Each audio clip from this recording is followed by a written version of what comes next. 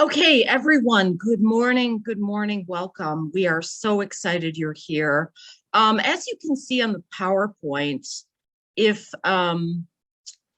you could please have a piece of paper, ideally 8.5 by 11, even bigger if you can, and some crayons or markers, something to draw with. So just take a moment if you need to go get that, some paper of at least 8.5 by 11, markers, crayons, pen, if that's what you got, that's totally fine.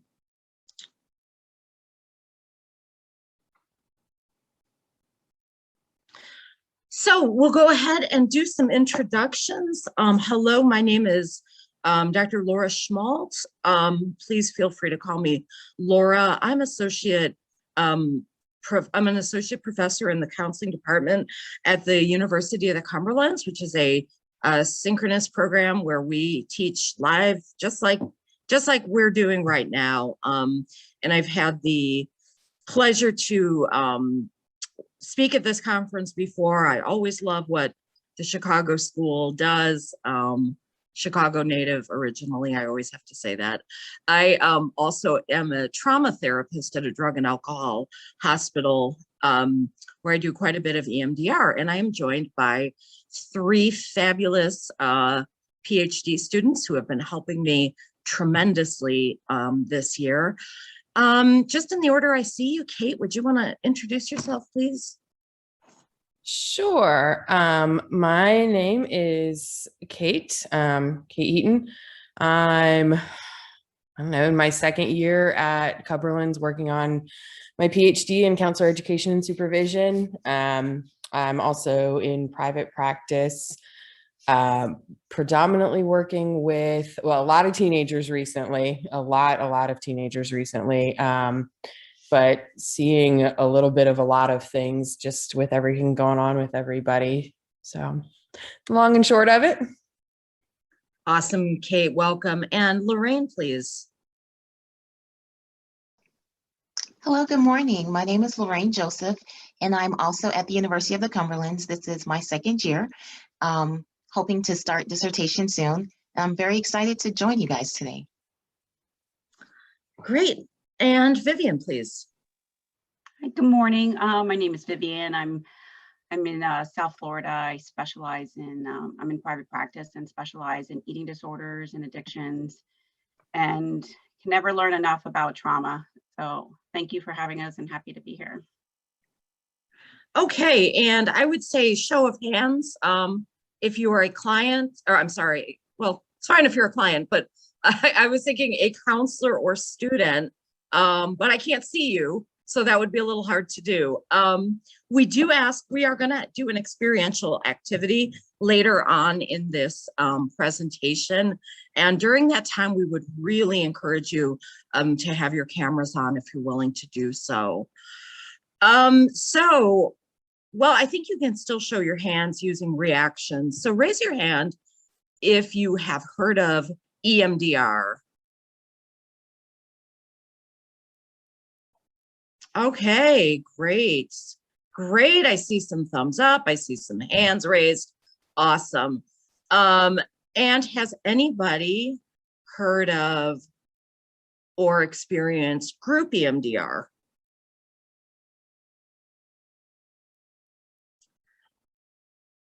No? Okay. That is kind of a new one. Do I have any other EMDR clinicians here in the room?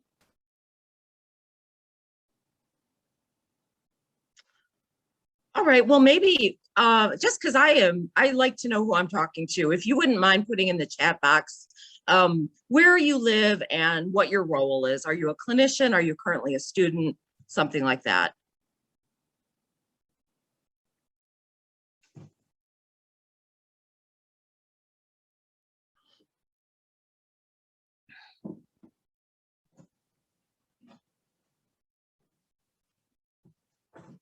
Great, thanks, Evelyn. South Africa, wow. Philadelphia, wonderful. Counselor educator, wonderful. Clinician in Jamaica. Southeast Louisiana, New Mexico, student from Dallas, supervisor, Northwest Indiana, clinician, instructor. Okay, great, great. All kind of great experiences here. Virginia. All right, so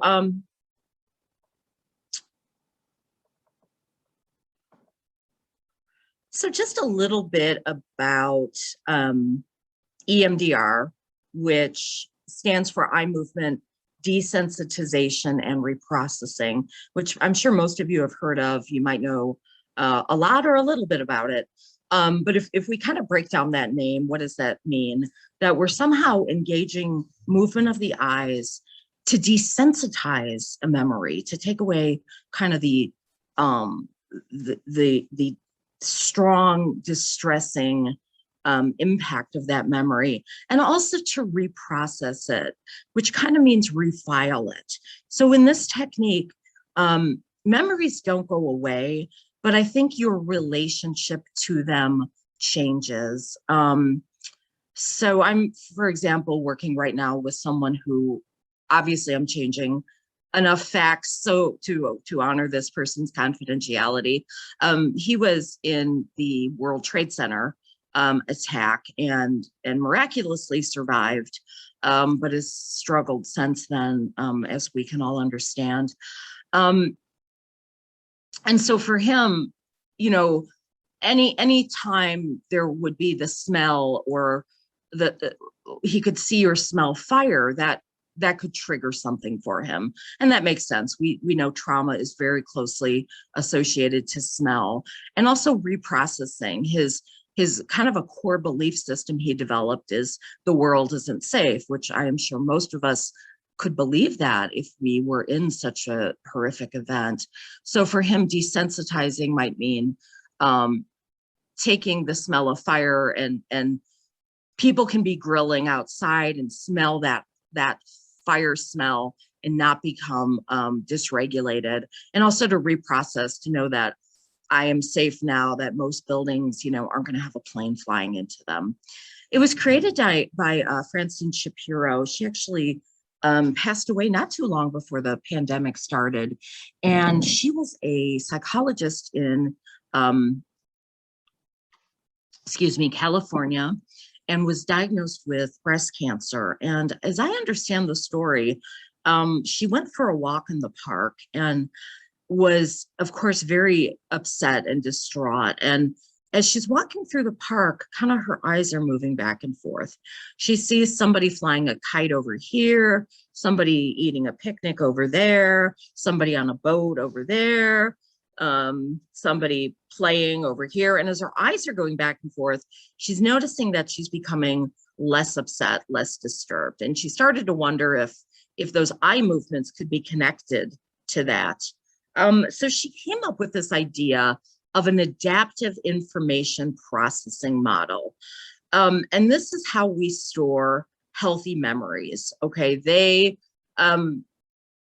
if I asked most of you, what are the first 3 things you did when you woke up this morning, it'd be a very easy narrative for you to share. Got up out of bed, brushed my teeth, walked the dog, something like that. We can pull up those memories easily. But often with trauma, those memories come out almost kind of jumbled, and they seem to be stored as fragmentary bits of sensory information, sights, smells, sounds. So maybe if you've ever been in a car accident, and I say car accident, you can feel the glass on your face, maybe an airbag opening, that kind of thing. So these memories don't get stored really kind of the right way. And I think of EMDR as really refiling them. So to me, the surest sign somebody has trauma is they don't want to think about this event, but they cannot stop thinking about this event. And so EMDR helps us take that event from being right in front of us, in the forefront of our mind all the time, and being filed away as just another memory that can be accessed when needed. Okay, so when we have trauma, it's almost as if, neurologically, that event is happening over and over. So the client I spoke about when he was in, who is a 9/11 survivor, he witnessed somebody else fall over and have a seizure, I think, and hit their head and start bleeding from their head. And so this put him into a very severe, highly upset kind of panic attack state. And because it triggered enough sensory stuff that it felt for him like neurologically, he was right back there in the World Trade Center. In EMDR, we talk about big T and little t traumas. And a big T trauma is something like a, those things that pretty much anyone would look at and acknowledge that they are traumatic and that they've left a mark. So maybe a serious car accident, a childhood that included abuse, neglect, watching your parents fight, getting robbed, house fires, all of those kind of things. And we probably in our society, it seems like about 70% of people have a big T trauma. I would venture to guess it's even a little higher than that, but we know it's at least 70, at least in American society. We also talk about something called a little T trauma. And sorry, it's got to have coffee at this hour. A little T trauma is something that all of us had, even if we had a perfect childhood. These are events that happen when we're growing up that we might not have the cognitive capacity, the maturity to really kind of understand. And so maybe we didn't make the little league team, maybe we didn't get invited to somebody's sleepover party. And we developed these belief systems like, I'm not good enough, I'm permanently damaged, I'm unlovable. And in EMDR, we work on desensitizing the big T events and then reprocessing the little t beliefs. Okay, and we do that using bilateral stimulation, which maybe many of you are aware of, and I'll talk more about that in a second. So as you can kind of see from this chart, before EMDR therapy, it's even though it's like the trauma is still happening now, even if it's from the past, and it has a high emotional charge. Whereas after EMDR, we are back functioning in the present day. The trauma is now filed away as just something from the past. I call it powerful or permanent, powerful, fast, and effective. It is one of only 2 treatments that I know of that the Veterans Administration has given an A+ rating to. I just want to see at this point if there's any questions, anybody has any comments. We'd love to hear your input. All right. And if you have entered the room recently, I did ask at the beginning if you could please, if possible, go and get some piece of paper and crayons or markers if possible, or if not, a pen to be able to write and draw with. So some benefits of the EMDR, it can work in situations where talk therapy simply hasn't been sufficient. It doesn't require any kind of medication. It's not invasive. It's really not time consuming. We get the effects pretty quickly. And you can see here that 67% of subjects treated with EMDR for 5 sessions had no more signs of PTSD following treatment. And in 75% of adult trauma victims reported or exhibited rather no signs of PTSD after 8 sessions. How do we do this bilateral stimulation? It's, we are replicating what happens, I think, sort of, in rapid eye movement sleep, which is involuntary. Our eyes are moving back really quickly. And it seems like that gives our brain a chance to reprocess things. So, if you've ever been very sleep deprived, you can start to feel a little bit not right. And that may be because you've missed out on that restorative function of sleep. So how do we get the eyes and the body to engage in this bilateral stimulation, left, right, left, right? Well, originally it started with just having the client watch your fingers moving back and forth. They would watch that paired with some thought.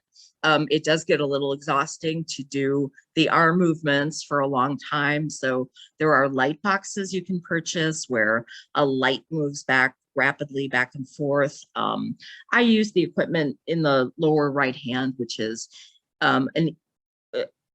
headphones where there's a pulse that sounds back, left and right, back and forth, coupled with little buzzers the client holds that vibrate in each hand, and that kind of will lead the eyes involuntarily into that back and forth sort of pattern.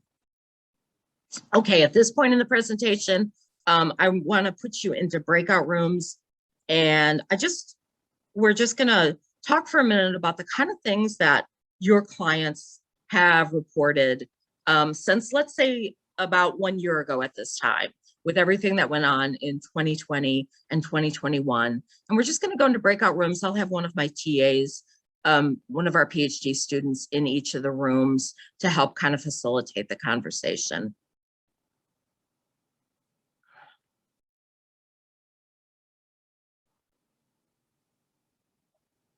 If you could give me just one moment.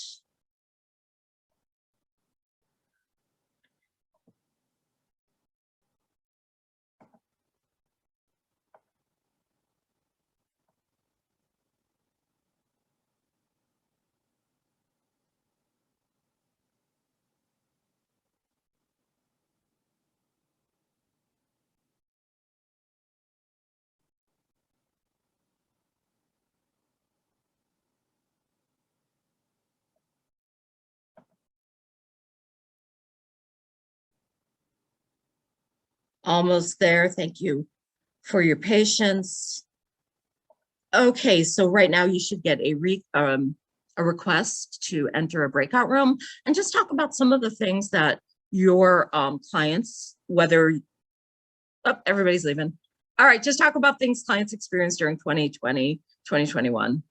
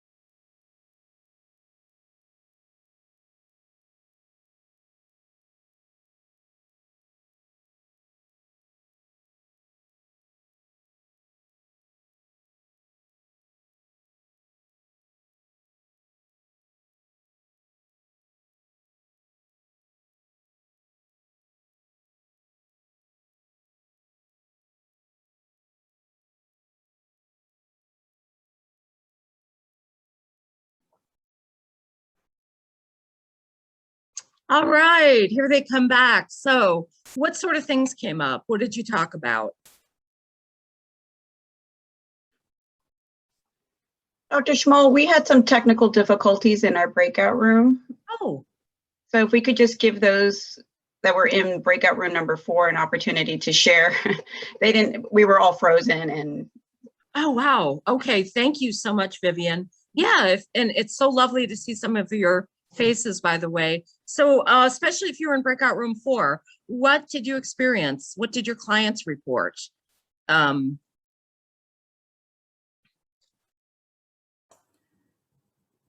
Well, for the pandemic, some clients are reporting that, especially adolescents, that not being able to go out to school is just so traumatizing for them, in that it's bringing back all the memories that they would have had of childhood abuse, whether it's from sexual abuse or physical abuse.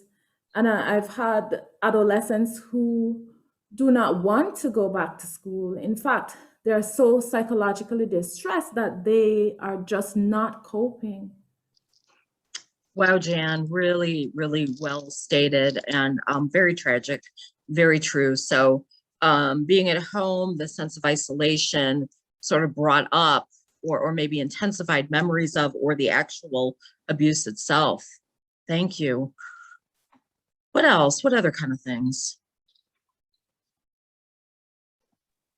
In our breakout room, Dr. Schmuldt, there was a lot of talk about several different traumas kind of leading back to grief, depression, and anxiety were the big diagnoses that were noticed. And so, just thoughts of homelessness or, dealing with a lot of death.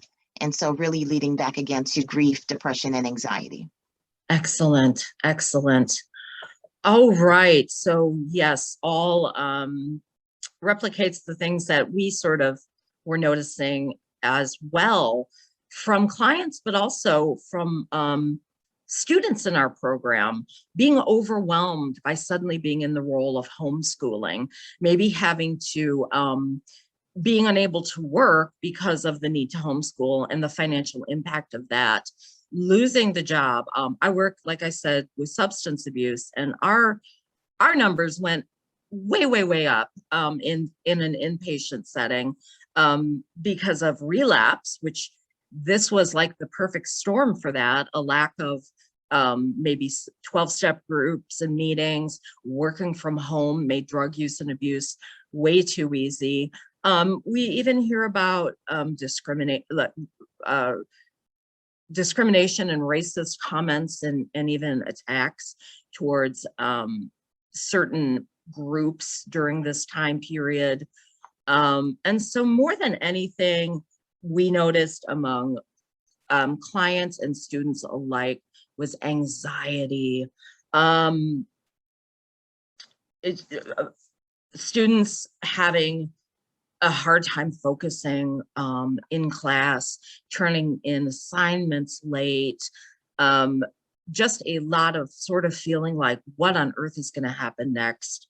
And so our university had a series of, we called them Wellness Wednesdays and Friday Lunch and Learns. And so we tried to put together the counseling for our whole university. These came from the Department of Counseling, different workshops to talk about things like white privilege and social unrest, and how to emotionally navigate all the events of 2020 and 2021.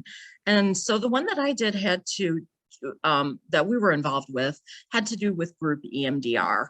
EMDR itself has a tremendous body of literature behind it, but Group EMDR is pretty new, and there's not a lot of studies out there. And in fact, this was just about the only one that I could find. So it looked at child welfare workers out in Israel, I believe, where they, of course, child welfare workers can experience a lot of hardship in what they see in their work.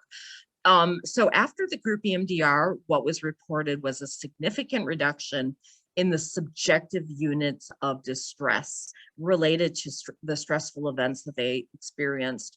They had decreased avoidance and a decreased sense of avoidance, less intrusion of thoughts, less hyperarousal, and overall the workplace just didn't feel as negative for them. So this is when it gets to be hands-on. What you will choose to work on today is for your eyes only. You will never be asked to share with this group what you selected to address. But I do want to reinforce that this is an experiential activity. The level of your participation is completely up to you. We would love it if you had the camera on so that we can kind of help monitor how you're reacting to this. So what I would like you to do, please, is to take your piece of paper and to put it in landscape orientation, right? So it's on its side.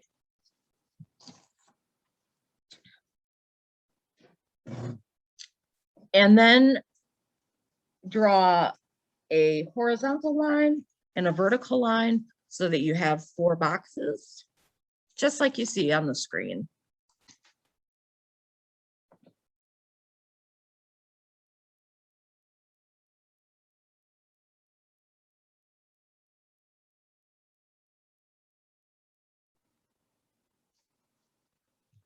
And if you could please number those boxes, with the bottom right box being number 1, the bottom left box is number 2,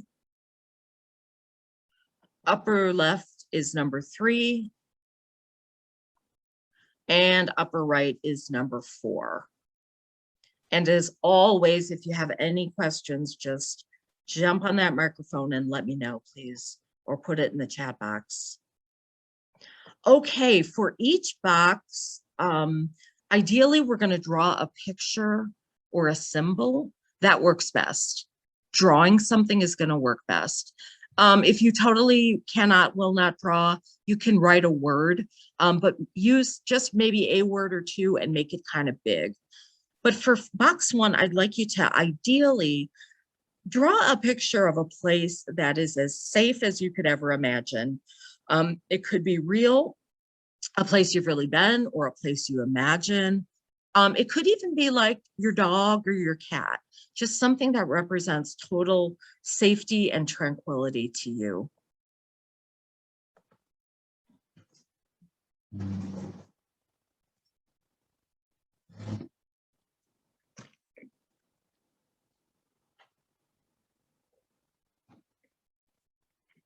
Should we also color in this, Laura? That if you like, sure, that makes it, I think, even better. We are going to be moving at a pretty quick pace, so I don't know how much time you will have to complete your artistic creation, but a little color is nice. Okay, moving into box 2, I'd like you to think of a disturbing event. Disturbing event, something, let's just say something within the last year. And if the worst thing you've ever gone through in your life is a 10 on a 1 to 10 scale, I'd like you to please pick something that feels like a 4. So you can think about it. It's not fun to think about, but you can think about it and be okay, all right?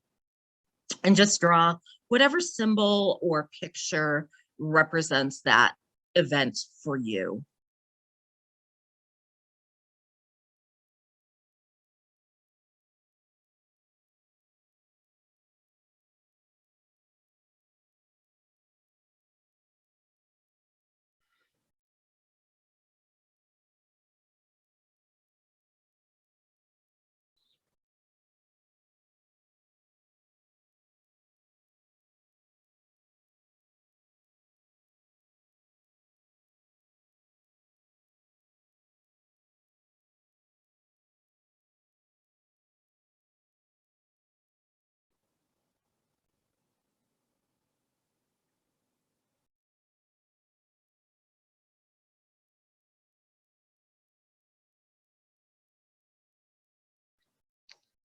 Okay, then moving up to box 3, just a good memory or a time you felt good about your life. That's my dog wearing a wig. We get a little carried away at my house. So just a time that represents a good time in your life, a time of happiness, peace, that kind of thing.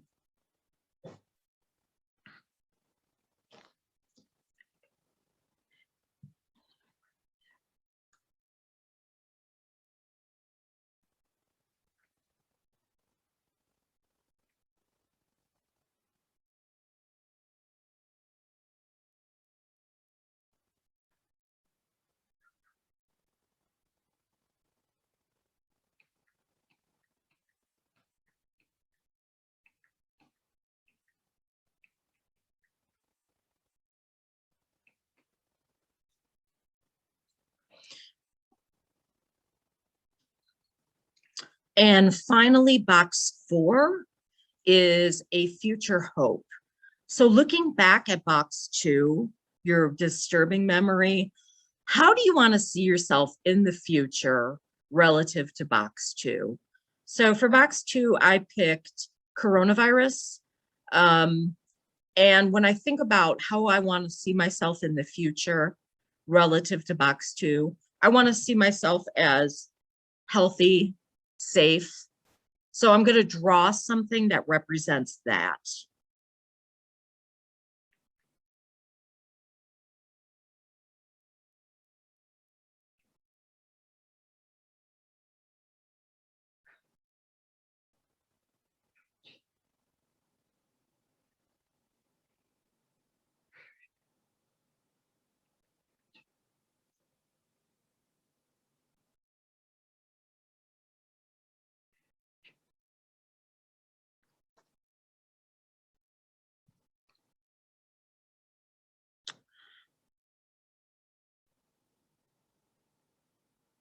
Okay, so this is going to be a brief group EMDR experience. So we would usually,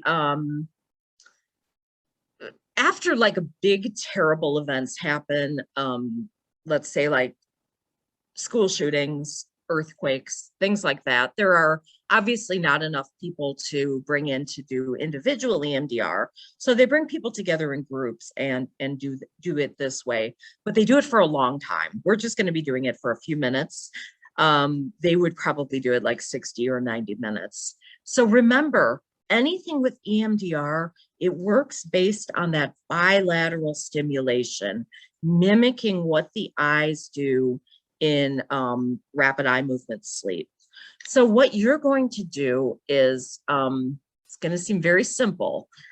You are going to take 2 fingers and point. Do it right now if you could. Point and look at box 1, your safe place. And I'm going to count, and all you'll do is move your eyes and fingers from the safe place to the bad memory. Safe place to bad memory. It helps if your movements are a little bit bigger than being small. And as you do this, you'll just let whatever comes to mind come. So it could be thoughts, memories, feelings, anything could come into awareness, let it come and let it leave on its own. If you get kind of elevated, if this brings up a little bit more than you want to look at right now, please do whatever you need to do for yourself for self-care. All right, any questions before we get started? All right, please, with your eyes and fingers in box 1, your safe place, I'd like you to tap and look from 1 to 2. So 1, 2, 1, 2, 1, 2, 1, 2, 1, 2, 1, 2, 1, 2, 1, 2, 1, 2, 1, 2, 1, 2, 1, 2, 1, 2, 1, 2, 1, 2, 1, 2, 1, 2, 1, 2. Okay, stop tapping, close your eyes, take a deep breath. Good.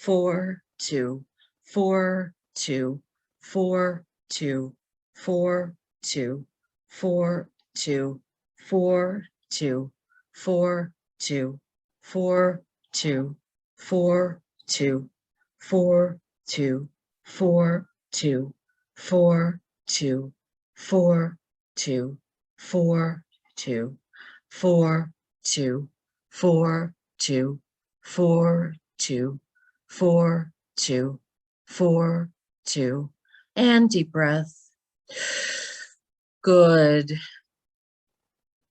And this will be our final time, going from 4 to 2 and 4, 2, 4, 2, 4, 2, 4, 2, 4, 2, 4, 2, 4, 2, 4, 2, 4, 2, 4, 2, 4, 2, 4, 2, 4, 2, 4, 2, 4, 2, 4, 2, 4, 2, 4, 2, 4, 2, and deep breath.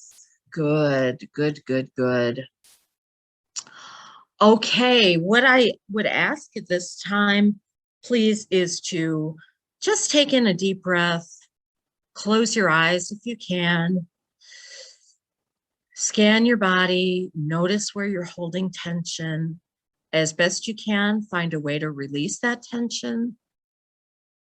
And keeping your eyes closed, I'd like you to bring to mind a loved one, a beloved person. Imagine sending that person peace, happiness, and well-being. And take a deep breath and bring to mind a neutral or random person, and imagine sending that person peace, happiness, and well-being. And deep breath. And now bring to mind someone you're in conflict with or angry at. And imagine sending that person peace, happiness, and well-being. And one more breath. And imagine yourself and send yourself peace, happiness, and well-being.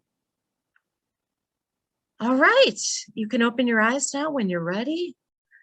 Thank you so much for engaging in that. We're going to go into the little breakout rooms and, oh, absolutely. Let me show that for you. So it is, this is how we would put the piece of paper out. And box 1 would be our safe place. Box 2 would be a disturbing event. Box 3 is just a good memory, the time things were going well. And then box 4 is a hope for the future, how you want to feel about the future relative to the memory in box 2. Did that help? Is that what you were looking for? Yes, thank you very much. Absolutely. Thanks. All right. So I was wondering, we're going to go in breakout rooms and kind of process what that was like. But before we do that, I want to know, are there any technical questions about the EMDR activity?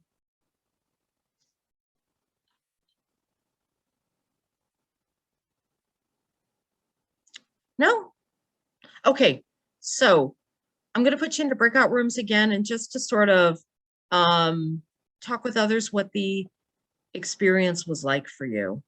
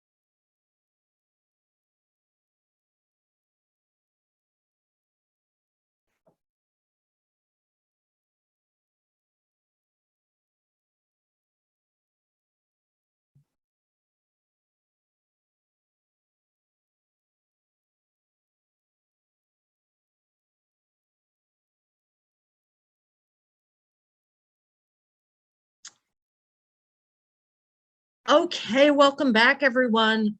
Are there any final questions or comments you would like to make? Yes, Laura, Jan here. So how would you incorporate box 3, the good memory? Someone clever always asks about that. Actually, box 3 is really just there as a placeholder to hold up like the structure of the 4 boxes. It's actually not used for anything. I think that potentially if a client ended the group kind of escalated, you could use box 3 as a point of reference to talk about positive things that are going on in their life, but really box 3 is not used. Good, sharp observation. Any others? If you wanted more training on this, where would you suggest going to get more training? Great, Linda. So you have to have the individual EMDR training first, which maybe you already have. I am not like a paid spokesperson for any group, but I do know the one that comes to mind for me is higherupemdr.com or .org, I think. I do know that they offer that. I'm just double checking the spelling of their name.